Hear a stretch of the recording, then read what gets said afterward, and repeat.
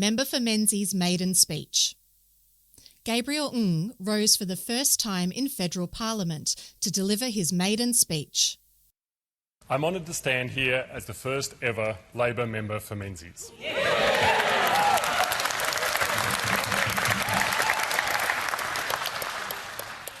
I represent a movement I passionately believe in and a community I love, a place I grew up in and have spent most of my life. I joined the Labor Party because of its unwavering commitment to social justice and progressivism, because I know only Labor governments have delivered and defended so much of what makes us a more just and kind country. Only Labor introduced Medicare, land rights, anti-discrimination legislation, needs-based school funding, the NDIS, collective bargaining and worker protections.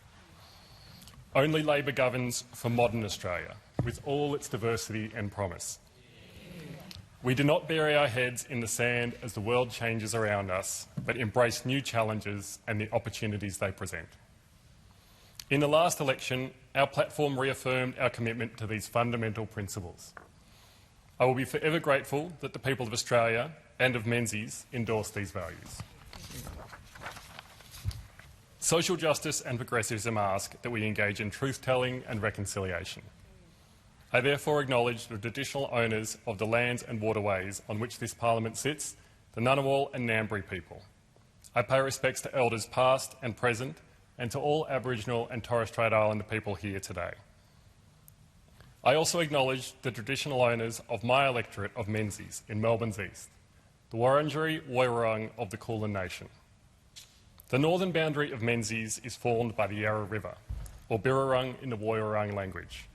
Birrarung means river of mists and shadows. For 65,000 years, it has been a centre of life and creation stories that continue to be nurtured and shared to this day. Menzies is blessed with many culturally significant sites, as well as sites of resistance to the devastating impacts of colonialism. The Wurundjeri believe that they are part of the land and the land is part of them. While many of us, as more recent arrivals, do not have the same unique connection to place, we could learn much in recognising our interconnectedness and duty of care for the land and natural environment. Without the Labor Party, it is fair to say I wouldn't be here today. Not just here in this parliament, but here at all. My dad, John, is a Chinese Singaporean immigrant. He came to Australia in the 1970s as a skilled migrant, a licensed aircraft maintenance engineer. To this day, he still does physically demanding shift work and applies himself to keeping up with ever-changing technologies. He has always been frugal and self-sacrificing to provide for his family, both here and back in Singapore, sending money home for his mother, brothers and sisters who did not have the opportunities that Australia provides. It was Labor's commitment to anti-discrimination that led the Whitlam government to finish the work begun by the Holt government and finally stamp out the White Australia policy. Yeah. This made his migration possible. My mum, Tina, is from regional Victoria and was the first in her family to go to university. She supported herself as a hospital worker, became a lawyer and later in life became a Uniting Church minister. Again, were it not for the Whitlam government's commitment to equality of opportunity in providing free university education, she would never have realised her potential. Less wholesome is the fact they met each other at a disco. but moving on quickly from that, without Labor, they would not have been able to make the contribution to Australia that they have. When my parents brought me home from the hospital, it was to their first house in Doncaster East, in what would become Menzies. It was a wonderful area to grow up in, a mix of peaceful suburbs, beautiful parks and bushland. We went to church at St Gregory's in Doncaster, learned to ride our bikes at Banksia Park and walked our dogs by the river in Warrandyte. I'd go with my dad to Box Hill to eat noodles and buy ingredients for dinner we couldn't find anywhere else. At the risk of carbon dating myself, as a teenager in the 90s, I'd go to Westfield Shopping Town to get an undercut, find the latest CDs at Sanity and buy jeans, which I'd promptly go home and rip, to my parents' dismay. I hung out with my friends in Surrey Hills and Blackburn and played futsal at Box Hill Indoor Sports Centre. It is not a log cabin story. It's been a fortunate life. That good fortune meant I knew I should give something back. I volunteered in an aged care home, a community legal centre, and in my community. I became a public servant and worked in migrant and refugee settlement. This helped me appreciate what a gift it is to live in a tolerant, democratic country. It also showed me that it is not enough that government supports be available, but that they be accessible to everyone. I became a plaintiff lawyer. I saw many people's lives derailed by circumstances outside their control, demonstrating the importance of social safety nets and access to justice to help people get back on their feet. And I joined the Australian Labor Party. When I got older, I moved to other parts of Melbourne, interstate and even overseas. These experiences broadened my horizons but helped me realise where home was. When my wife, Maya, and I decided to have a family, we moved back to the Menzies area. And in those years, it had changed. It still had the same mix of suburbs and bush, but it had grown more diverse. Our established Italian and Greek communities were still there, but we now had the largest Persian community in Australia, a growing Indian community, and people from practically every country on earth. 44% of people in Menzies were born overseas, and 68% have at least one parent born overseas. The Chinese Australian community had grown, so that those with Chinese ancestry now make up 27% of the electorate, the highest proportion of any electorate nationally. When I was growing up, you didn't see many East Asian faces in the street. Still, instances of overt racism were rare. There were occasional slurs in the playground, and the time a neighbour suspected my dad of wanting to eat their dog. More pervasive were the questions of, "Where are you really from?" or comments like, "You speak really good English." While these episodes were significant enough to remember, they weren't much more than annoyances.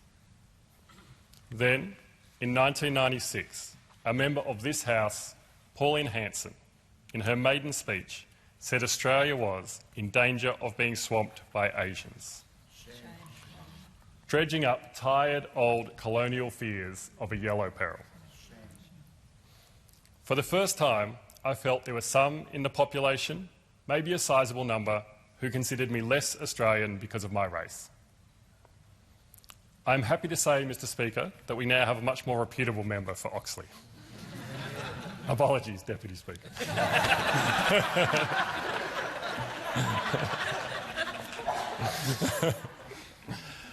Not long afterwards, I learned that the then Prime Minister, John Howard, not only failed to denounce Miss Hanson's words, but had said similar things himself earlier in his career. This was in stark contrast to other Prime Ministers I had known. Bob Hawke, a fierce anti-racist who spoke out against John Howard's opportunism in favour of the brotherhood of man and compassion over fear. Paul Keating, who had the vision and bravery to embrace Australia as part of Asia. I raise Miss Hanson's infamous speech not to elicit sympathy, but to remind all of us in this House, if we needed any reminding, that what we do in this place matters. Not only in the legislation we pass, but in the words we speak. It is not just Chinese or Asian Australians who have suffered. Prejudice comes in waves, and bullies will always target the most vulnerable. Muslim and Jewish Australians, refugees, the LGBTIQ+ community, and especially our First Nations peoples, all have been vilified by opportunists, some of whom have held seats in this place. We have one of the most powerful platforms in the nation, and I urge all of us in this Parliament to turn away from opportunistic division and embrace and tell the story of modern Australia as it is, in all its rich diversity and cultural expression. The Labor Party has led on this because social justice and progressivism mean anti-discrimination and inclusivity. We championed multiculturalism for years when it was denied by Conservatives. We have stood against racism and discrimination because we believe in the equality of all Australians. In my lifetime, I've seen enormous change in how Australia talks about migrants. I look around my community, the kids playing in the schoolyards, the sporting clubs, the small businesses, the thousands who attend the Box Hill Lunar New Year Festival and the Persian Fire Festival, and I do not see division. I see people embracing diversity and revelling in the sharing of culture. I look around at this new parliament, particularly those on this side, and I see it beginning to reflect the diversity of the communities we serve. This is not diversity for diversity's sake. It is vital that young Australians of all races can look at federal parliament and think, that is somewhere I can aspire to be. Our backgrounds, whether professional or cultural, allow us to bring knowledge and skills to parliament that result in better government. We have seen how improving gender representation has allowed for more equitable policy in healthcare, in industrial relations, in education. Cultural representation will enable us to break down barriers to make the most of our skilled workforce, provide fairer government services, and create more opportunities to engage with our region and the world. Social justice and progressivism also demand we act on other urgent issues. We live in a country of increasing inequality, where the fair go is being eroded. Income inequality, after being stagnant for years, had increased to a 20-year high before we came to government. Wages as a proportion of company profits have been in decline for decades, particularly in the last 5 years. Too often, we hear the CEOs of large companies openly say their only responsibility is to their shareholders, forgetting their responsibilities to their customers, their employees and broader society.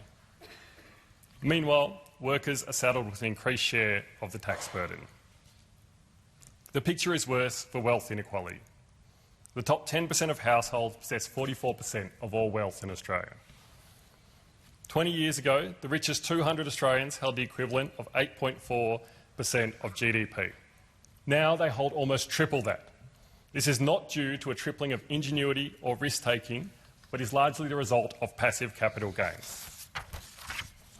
We, as a party, welcome aspiration and people enjoying the fruits of their labour.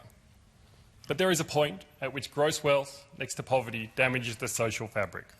It breeds division and instability. Only Labor will address this. We cannot sleepwalk our way to a society where our children never reach their full potential because of inadequate healthcare, underfunded schools, unaffordable housing and an insufficient social safety net.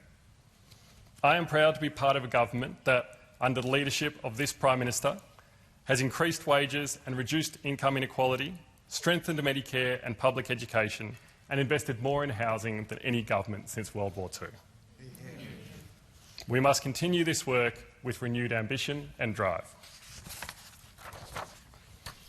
We must also ensure that government services are accessible and effective by maintaining our commitment to a strong public service. I am proud to have been a public servant and to be part of a government that respects the vital role the public service plays. In the last election campaign, those on the opposite side attacked the public service. In some circles, it seems it will always be fashionable to do so. It was as if they learned nothing from robo-debt, the fullest realisation of a public service hollowed out by neoliberal ideology, cronyism and corporate outsourcing, which cost the lives of some of the most vulnerable in our community. A strong, well-resourced public service that can provide frank and fearless advice is essential to avoiding these mistakes in the future. It is not about big or small government. It is about government that works for people. That is not to say that government is perfect. As both a public servant and a lawyer, I saw how easy it is for people to fall between the cracks of services and the justice system. All too often, government is not a helping hand, but a bureaucratic labyrinth that compounds trauma and disenfranchisement. All of us here have good intentions about the legislation we want to pass and the programs we want to create. We must ensure that we back that with the means to deliver. I am optimistic about the ability of this Parliament to solve these problems. I am eternally grateful to the people of Menzies for the opportunity to contribute to this work. As with all achievements, but particularly those in the Australian Labor Party, my presence here today is the result of a collective effort. Above all, I want to thank the loyal, rank-and-file branch members of the Labor Party. It may shock you all to know that Menzies has not always been Labor heartland. For decades, we would stand candidates and run campaigns with little hope of success. But when we asked volunteers to staff the booths on polling day, to door knock, to letterbox, it was the stalwarts who always turned up. So thank you to all those who kept the flame alive for Labor in Menzies, particularly the many long-serving Labor members, some life members who are here today. The party and I owe you a huge debt. Thank you to my campaign team, Harry, Alessandra, Dustin, Tracy, Alfonso, Daniel, Mia, Tim, Mandy, Natalie and Ian. I'm incredibly proud of the grassroots campaign we ran, of the discipline, hard work and determination we showed against what seemed like insurmountable odds. Thank you to all the volunteers. Every door knock, phone bank, street stall, yard sign and donation made a difference. Thank you to all my friends who came out and helped, especially those who would never usually entertain the idea of joining a political campaign. Thank you to the Prime Minister for an amazing national campaign and for all your visits to Menzies. I hope you enjoyed the beef and black bean sauce. Thank you to the Foreign Minister, Penny Wong, for leading the way for Chinese Australians in Parliament for so long and for all your support in Menzies. Thank you to the Deputy Prime Minister and the members for Bruce, Isaacs, Scullin and Senator Jana Stewart, and the many parliamentary colleagues who supported the campaign. Thank you to my state colleagues, the members for Box Hill, Glen Waverley and Eltham, as well as the MLCs Sonia Terpstra and Sean Lean. Thank you also to Juliana Todorovich and Kat Hardy, Labor lawyers and Slater and Gordon for your support. Thank you to the union movement, particularly the CPSU, ASU and AMWU. The union movement remains the heart of the Labor Party, ensuring we stay true to our principles and our roots, driving so many of the reforms we undertake for working Australians. Thank you to my staff, Emily, George, Dustin, Tracy, Chris and Kimberly, for all your hard work and support. You're all incredibly talented people and I'm looking forward to everything we can achieve. Thank you to the previous Labor candidates for Menzies for chipping away at what seemed like an impossible margin. Thank you to the Labor supporters in Menzies. It has meant the world to have people coming up to me since the election and saying they have voted Labor their whole lives, but this is the first time they've had a Labor representative. I'll do everything I can to make you proud. Thank you, of course, to the voters of Menzies. Whether you voted for me or not, I promise I will work hard for you every day. Being the candidate and now the member has given me the opportunity to meet so many extraordinary people who volunteer in their business associations, sporting clubs, arts organisations, in their local Rotary, in places like Doncare and Eastern Community Legal Service, who give their time to build our community and help the vulnerable. I was particularly proud of the civil and respectful way all the candidates and political groups conducted themselves in Menzies. That we could have a genuine contest of ideas is something of which we should all be proud. I'd like to acknowledge the previous member for Menzies, Keith Wallahan, who throughout the campaign was a thoroughly decent and gracious person. I'd also like to acknowledge Kevin Andrews, who served his electorate and this House with dedication for an incredible 31 years. Finally, to my family. To my dad, John, thank you for teaching me the value of hard work and keeping my feet on the ground. To my mum, Tina, thank you for teaching me to always challenge myself and to seek out adventure. To my sister, Stephanie, about whom I can only say nice things publicly because I'm covered by parliamentary privilege. I've always looked up to your drive and strength. To my niece, Poppy, thank you for always being so kind and considerate. To my children, my eldest, Ayana, thank you for your fierce intelligence, your independent mind, and your sense of humour. To my youngest, Miles, thank you for being so caring, so bright, and so joyful. You kids are a light in all of our lives. And to my wife, Maya, I can't thank you enough for everything you've given me. You're the strongest and most loving person I know, and none of this would be possible without you. I am grateful to the people of Menzies for this opportunity to serve and to contribute to making this country a more equal and just place for all. Thank you, Mr. Speaker.